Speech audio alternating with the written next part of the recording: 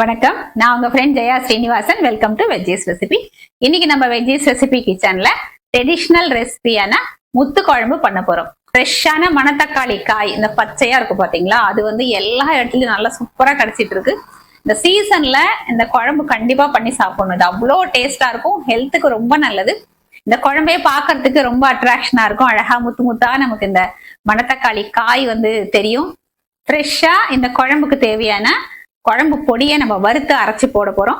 அதனால ரொம்ப வாசனையாகவும் ரொம்ப டேஸ்டாவும் இருக்கும்.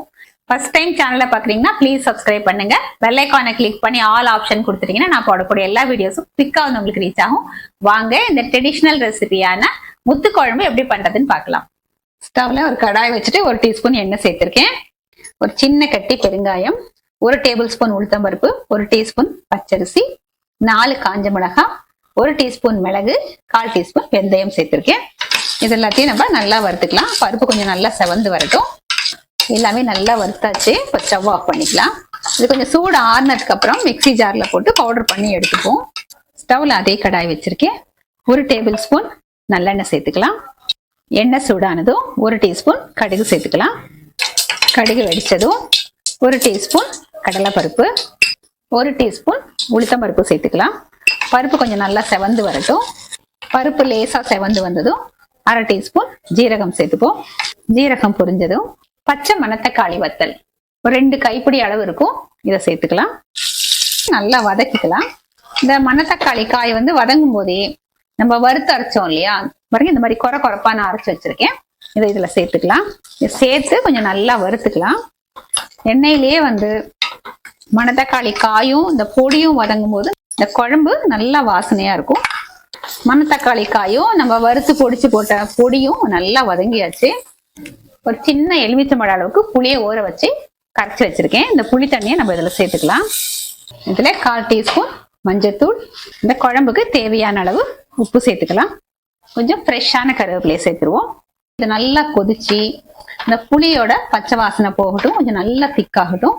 குழம்பு பாருங்க நல்லா கொதிச்சாச்சு. இதுல கொஞ்சம் வெல்லம் சேர்த்துக்கலாம். நல்லா ஒரு தடவை கலந்து விட்டுருவோம். கன்சிஸ்டன்சியும் பாருங்க பர்ஃபெக்டா இருக்கு. இந்த முத்து குழம்ப சர்விங் பவுலுக்கு நம்ம மாத்திக்கலாம். டேஸ்டியான முத்து குழம்பு சர்விங்க்கு ரெடி. இப்போ முத்து குழம்பு சாதத்துல பிசைஞ்சு நம்ம டேஸ்ட் பண்ணி பார்த்துடலாம். சூடான சாதம் எடுத்துட்டு இருக்கேன். கொஞ்சம் வந்து நல்லெண்ணெய் விட்டுருக்கேன். தொட்டுக்கிறதுக்கு இன்னைக்கு கீரை மசியல், கத்திரிக்காய் போட்டு பொடி கறி பண்ணியிருக்கேன். கீரையும் கத்திரிக்காயும் ரெண்டுமே வந்து நல்ல ஒரு காம்பினேஷன். நம்ம கீரை தொட்டு இந்த முத்து குழம்பு சாதத்தை டேஸ்ட் பண்ணி பார்த்துடலாம்.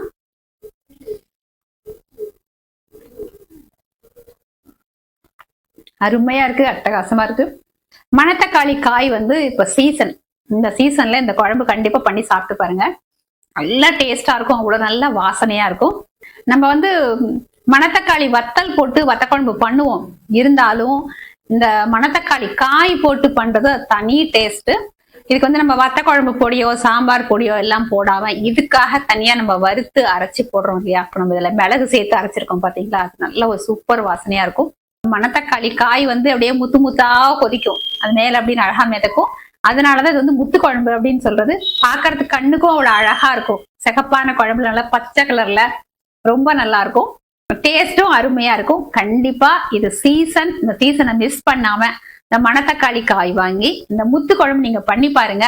சூப்பரா வரும். எப்படி வந்ததுன்னு கமெண்ட்ல சொல்லுங்க. லைக் பண்ணுங்க, உங்க ஃப்ரெண்ட்ஸ் அண்ட் ஃபேமிலியோட ஷேர் பண்ணுங்க. புது ரெசிபியோட நாளைக்கு நான் உங்களை மீட் பண்றேன். தேங்க்ஸ் ஃபார் வாட்சிங்.